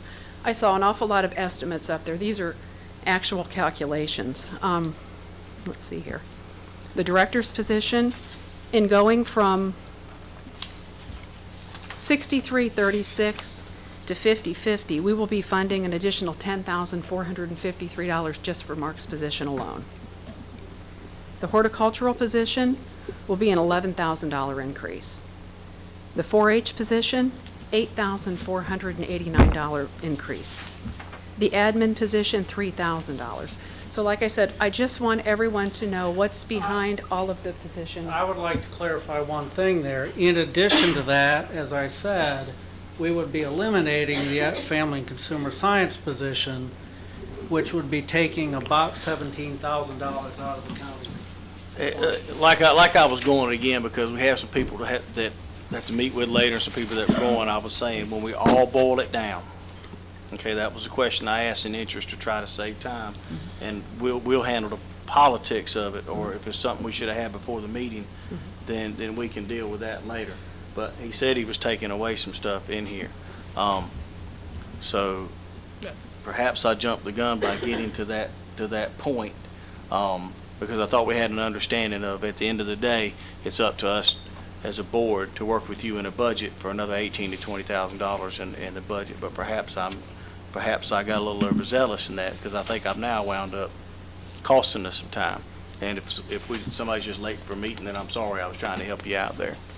So I think we had the support to pass it. It's another reason I was going ahead and doing it. So I apologize if that created confusion to anybody. So I do. Mr. Ward, certainly. Mr. Ward has a question. And granted, I'm okay with it, because I remember speaking to Mr. Noble about this. First of all, I do apologize, because I remember during the budget time, you was probably given about 5 or 6 minutes. And whatever that time frame I know was limited. Besides all of that, and I'm not trying to get on anyone, do you two discuss this? Yes, we had a meeting. Okay. We went, and I guess what I'd like to know is, do we have it set in stone that the state will absolutely, positively not fund this 4-H position if Pender County does not redo the MOU and do the 50% increase? I guess that's what I'm lacking in all of the reading I've done on this. And I can promise you, between now and the next state budget time, there's probably going to be a lot of other things that we don't know about between now and then. A lot of uncertainties. But I wish some of this stuff would have taken place online instead of us sitting up here going back and forth. Yeah, and that's Mr. Watt, do you look at these numbers and everything, or you understand what's going on pretty much? Yeah, and Mark and I had talked about this before, that, what may be or may not be coming. And some of this, he doesn't know what's going to happen at NC State. He doesn't know what's going to happen when they get through their consolidation. Okay. They do not know. This is, and maybe, I just want to know what I need to do as a commissioner to support the thing. That's all I need to know. I was going there. We were going Yeah, there. yeah. We were going there. But so I'm I gonna be don't know honest why we with got you. off on I'm the just soapbox. be honest with you, because I just did not like the approach. I'm getting two different information there, and I know this is good because it's discussion. Because if it was a resolution, I'd be kind of upset. So, what do we need to do? Oh, I changed that. What do Commissioner Ward needs to know how much it's gonna cost, or what do we need to do for this? That's what I want to know. That's it. Can everyone hear me okay? Yes. I can't, I hope they can. If you take a look at the numbers that Mark provided when he walked up here today, as well as what Denise provided you, you can look at the difference in the numbers from the year to year, and that's what her difference is. So there's nothing different than what Mark showed. It's just showing the county's portion, and then minus the difference in the FCS position. That's the difference. in the So numbers. you would subtract the 17 from that? Yeah, correct. And it still puts us within that Yeah, 18, 16 to $20,000. Because he's eliminated, that position is being eliminated. Correct. With So the that, 17,000. after you take that money, it goes. Her concern was also with some upcoming decisions. In the near future, when that fiscal year comes with NC State, and that's, okay. What I would say today that we are really asking for is, since this is a discussion item, is to consider getting the MOU changed so that we can get it in the NC State system and get the 4-H position advertised. Oh, right there. So, so that's all we need to do is ask the board to put it through a resolution for next week's meeting, and they can bring us all. We can handle it now. If we have the votes to put this request from Mr. Sykes on the agenda, we can vote on it tonight if we have a unanimous. Well, Because the unknowns are gonna be there until months and months and months, and, you know, you can't really say. And we're gonna have a lot of other unknowns, just like the school board, every single year. They don't know what the state's gonna do with the ADM money. They have to face it every single year. So, but So- going back to HR, and that's your job, you know, to tell us, so we know. Right. It's nothing razor red flagging out, I would say. It's just. No, I you were just wanted to aware provide that additional the- information to back up the percentages and estimates, I guess. I wanted to provide factual information in addition to what was being shown up there. Y'all Board- scared me a few minutes ago. Yeah, but board, how about, I will entertain a motion to add this item to the agenda. Can I'll we make get a that motion to add this item to the agenda. And do I need to be specific about the increase as well as changing the MOU? Because they're just making a motion to bring it up. Then we vote on I'll that. make the motion then, as I said, to add this item to the agenda. As presented. Yes. Would that help us out, Mr. Attorney? Well, and we, since we're going to be asked to revise the MOU, I am going to need some guidance as to what we're revising it to. Okay. Exactly. And be sure everybody's on board with that. Okay. And I the got you. request is up to 50%. For all 5 positions. Oh. No, No, that no. one. Nope. The request would be to move all single county positions to a 50-50 funding arrangement, to move the one position that is 1/3. 30, yes, that is 2 counties to a 33, 33, 34, which actually that is currently the way that position is funded. It's actually what you've got here in your last. Yes, that As one submitted. was added that way when that position was changed from a 1 county to a 2 county position.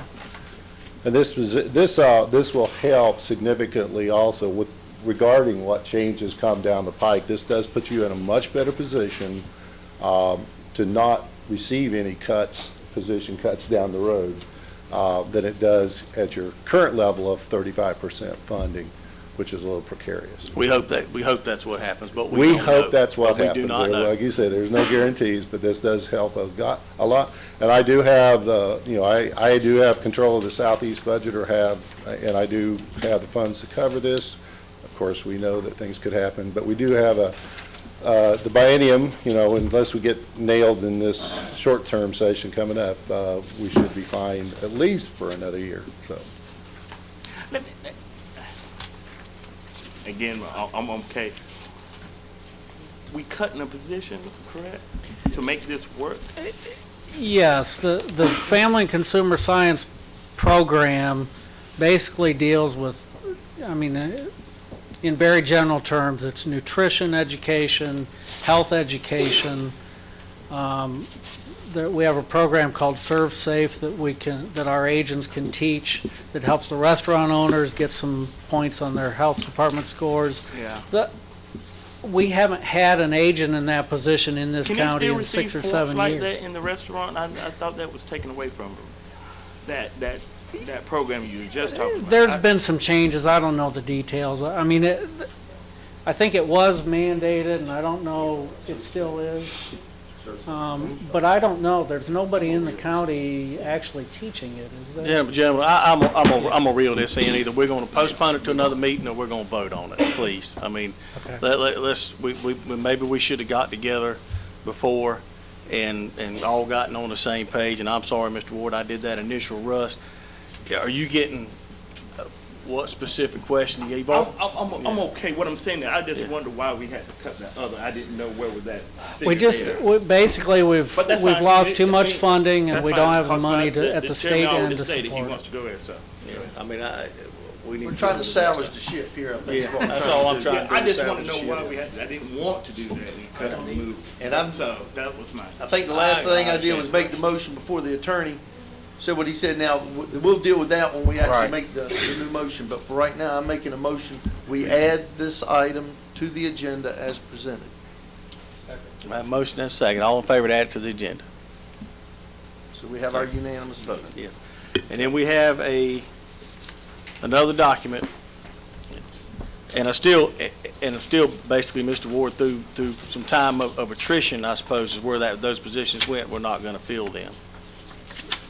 Is what you're talking about, basically not filling it and doing away with it. But somebody's not losing their job right now over it. Is that fair enough to say? Okay. Now, we have some other information that has been submitted that's going to touch on. Yes, sir, Mr. Brown. The last Brown block has it. here, if you look at the last block, you can just about make your motion to that last information in the last block. So, would like to entertain a motion for this item, and it does cover the document that was submitted. That's the last page of that.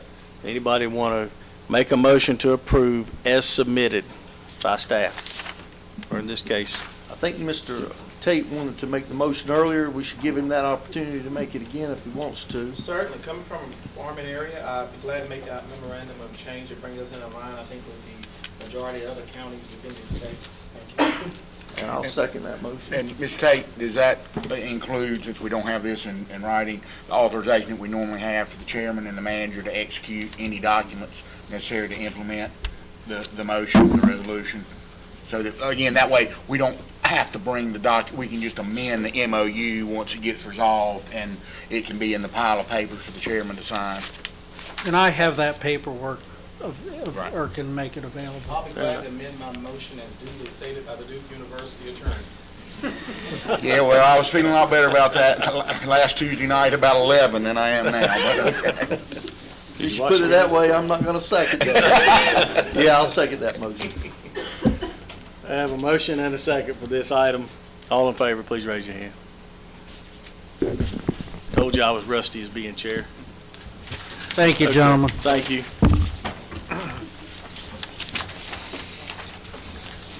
We are going to go to our next item.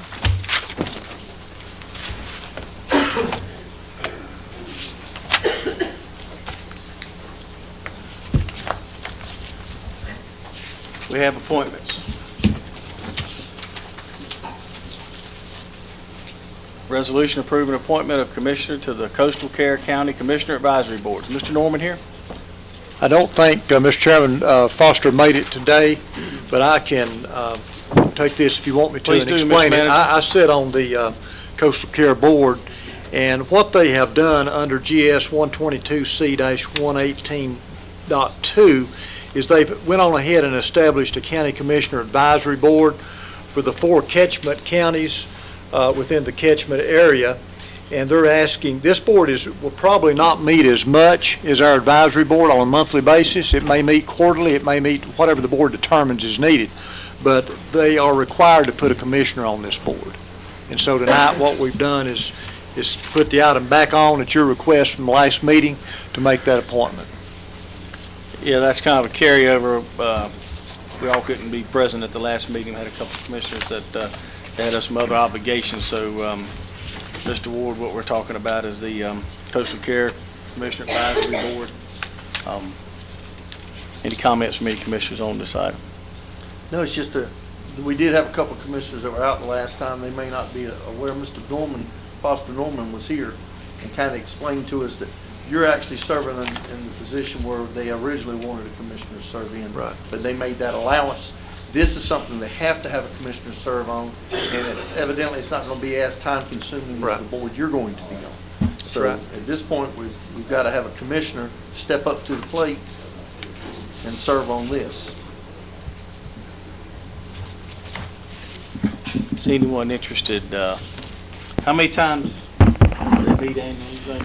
That's going to be up to this board once they're seated, but Foster said at least 2 times a year to start with.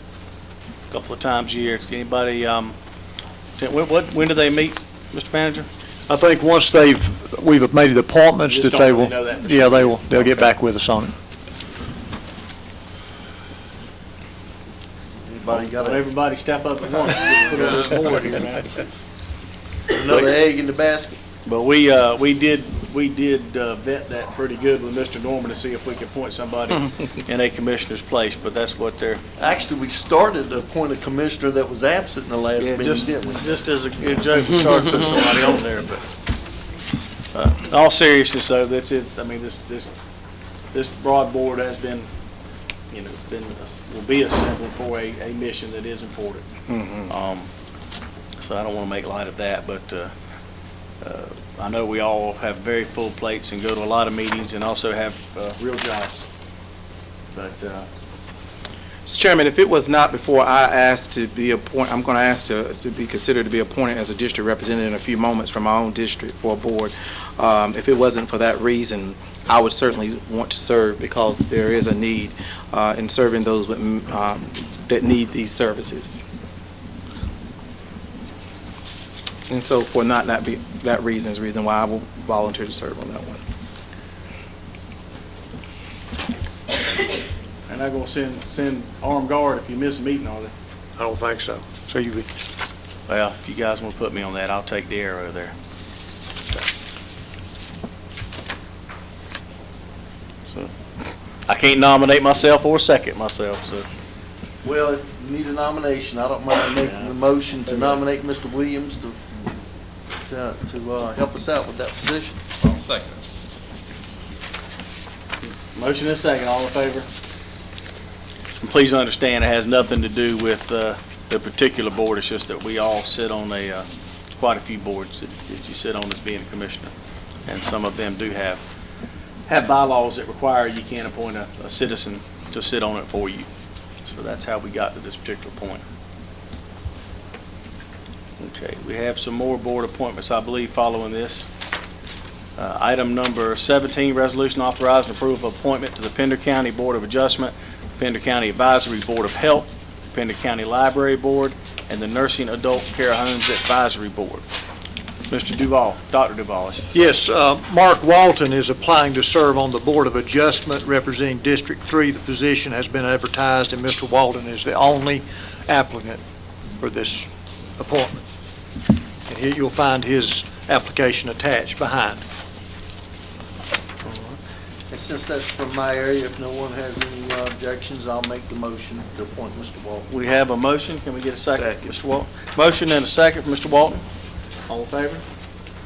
Motion carries. Next, Mr. Manager. Mr. Chairman, Thomas Lafferty is applying to serve on the Advisory Board of Health representing the dentist position.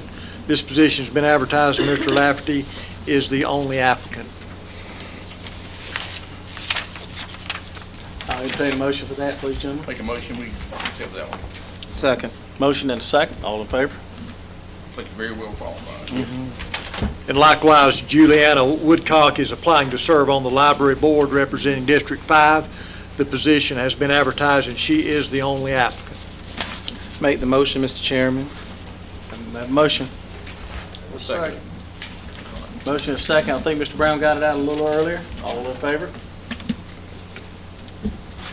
Thank you, gentlemen.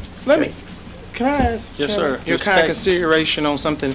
As we look at the hospital board for the area in District 5, I've tried to contact some folks and so forth, and I don't want that to continue to stay vacant. And I met with Ms. Glazier last year at her request, tried to help them on some matters they have going on there. And none of us know our tenure on any of these, on this board. I don't mind anyway. And this is a board I think long-term I would like to stay on, if I I'm on that even on board. this seat or not. You want to sit on it basically as a citizen? As a citizen representative, not the commissioner representative. Which I have done that before. That's not without precedent. And I know that it has been vacant because when we were at our last board meeting, Ms. Glazier mentioned that to me too. Now, since that's not on the agenda, but because of the fact we have, for the last couple of meetings, we have been placing ourselves on these boards or being voted to be put on these boards, it is not necessary to ask for an additional vote to add that item, is it not? We can just Do we place need to do that? Mr. No, sir. And the limitation was if you were, it was also involving the spending of money or committing to All right, well then if spending that's of the funds. case, I would like to make the motion to put Commissioner Tate on that, on the hospital board from his district, serving as a citizen. I'll second it. Have a motion and second to put Mr. Tate as a citizen from his district on the hospital board. All in favor? Thank you. And actually, they're discussing potentially making it a little more user-friendly time for either one. I didn't bring it up, but they meet at 3 o'clock right now. Mhm. They're talking about either going early morning or later in the evening, which I said, either one of them is way better for me. Sure. So I don't know what the final tally's gonna be. But Ruth feeds good too when he goes. Now, people will think that's the reason I wanted to join it, Mr. Williams. It's not true at all. Okay, next item on the agenda. Let's see, we've still got a couple. Yeah, a couple of, Some more down here on the couple boards here. appointments. Thomas Derenall has served 1-year term on the Nursing Adult Care Homes Advisory Board and is requesting to be reappointed. And that's on the Nursing Adult Care Homes Advisory Board. And you'll see his application at the back. Any comments from commissioners or anyone care to make a motion? Make a motion, like it's going. Motion by Mr. McCoy, I'll second. second Mr. Brown, all in favor? Okay, let's see, Mr. Chairman, Dottie Webb is applying to serve on the Nursing Adult Care Homes Advisory Board as well. I'll make the motion. Second it. Have a motion and a second. Roll call vote. All in favor? That's it.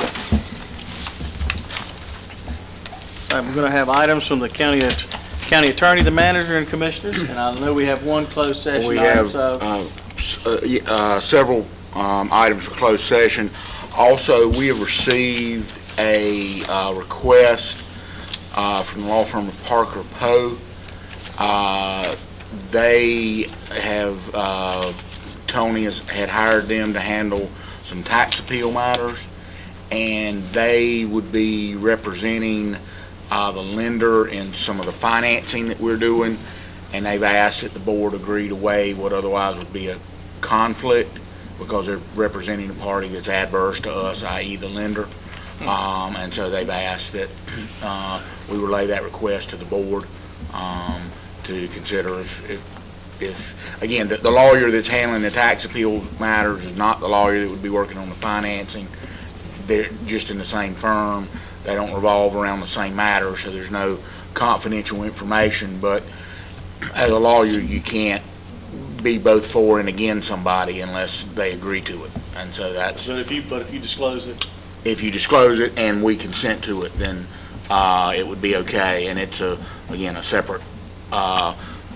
Charles Meeker's handling the tax matters, and Jeff Foley is handling the bond issues. And in that, the bond matter, we've got Bob Jessup, who represents us with the bond expertise. So, and he doesn't have any objection. You know, I mean, it's... well, as counsel to this board and the county, are you comfortable with that?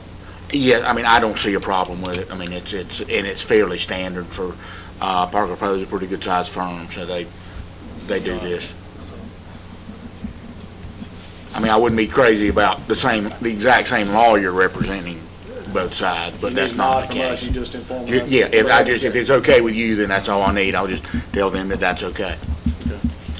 And when it's appropriate, 3, 4, and 6. Who's going to be our closed session motion person now, since I've been doing it for years on the other end of the 3, 4, and 6. Is that it for you, Mr.? Yes, sir. Mr. Manager? Just wanted to apprise the board that the renovations on the Ag building have concluded, and we'll be moving back in this week, the latter part of this week, and be ready to open for business on Monday week, Mark, won't we? So things are moving back in, and that's done. And just wanted to let you know that they will be starting the due diligence in earnest on the jail site. We've gotten all the contract pre-audited and sent to the architect's firm, and they're in the process right now of letting out some of the due diligence as we move forward on that. So we're excited about that project as we begin to move forward. That's about it. Mr. Tate? No, sir, no comments. Next Tuesday morning at 7 o'clock, I'll be over on your side speaking to the Topsail Island Kiwanis Club, Mr. Butch. He went for me last couple months ago and I couldn't go, but definitely will be there this year at 7 o'clock in the morning. Spending a lot of time on your side, and I'll be there Tuesday. Just pace yourself going through that. Everybody give you a ticket going through there. Well, I'm sure my chairman will join me for breakfast there that morning. I think he will, if you remind him. Oh, thank you. We'll do that. All right. Mr. McCoy? I got some, I guess, on kind of a wish list I hope we can do next year.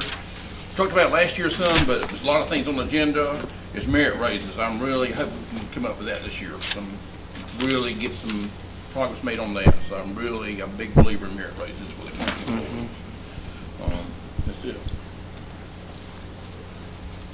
Yes, yes, I would like for us to I happened to, first of all, I was reading the Pender Post and I saw a little article, and it was coming from our Board of Education. They passed a resolution, I believe it was last month in November, a resolution for increased base pay adequate for teachers and how they were supporting that. And as a commissioner, I would like to bring that resolution before us and be in support of that as well.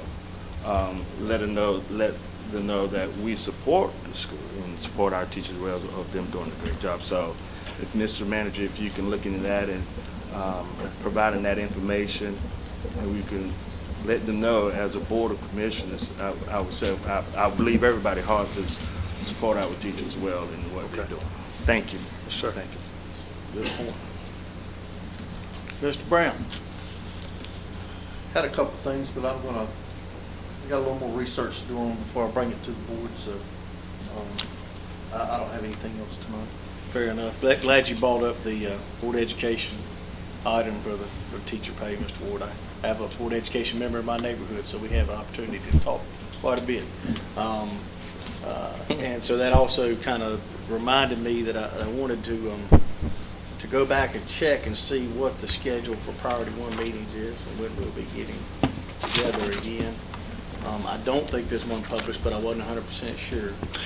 So I'm interested in us meeting with them again fairly soon, because there's some, I know that they've got an election cycle coming up, primaries when they vote for Board of Education, so I know there'll be some people a little bit busy, but I'd like for us to get, because I've got some questions and we need to know how to help them that be responsible, so I'd like for us to try to get a meeting pretty soon. Okay, I'll let the contact. Yourself and Mr. Taylor on that. I think the chairman was Dan, so by default, I would be back on that committee. Am I on it or not?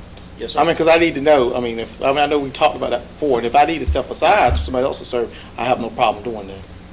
I hadn't heard anything that would suggest that was an issue. But you said by default, you as Well, chairman. I think as the chair, I think the chair sits on it, or we just kind of, I think that's more or less being kind of just a. Do it need to be the chair and vice chair? Because I have no problem with that. I don't recall, I just heard that George. The chair usually sits on it.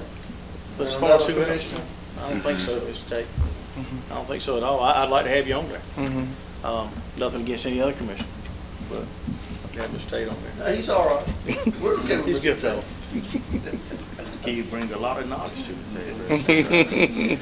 That's all I have for now. I know we've got a closed session item, and I know somebody has a very important issue they got to deal with tonight, too. So we'll take a motion for closed session and meet for take about a 5-minute break, and please come back in here for that. Can we do that, gentlemen? Are you ready for a motion? Yes, sir. Mr. Chairman, I'll make the motion to go into closed session under items 3, 4, and 6. Is that correct, Mr. Man, or Mr. Attorney? Yes, sir. Have a motion? Second. Motion is second. All in favor? Now, closed session. See you in about 5 minutes.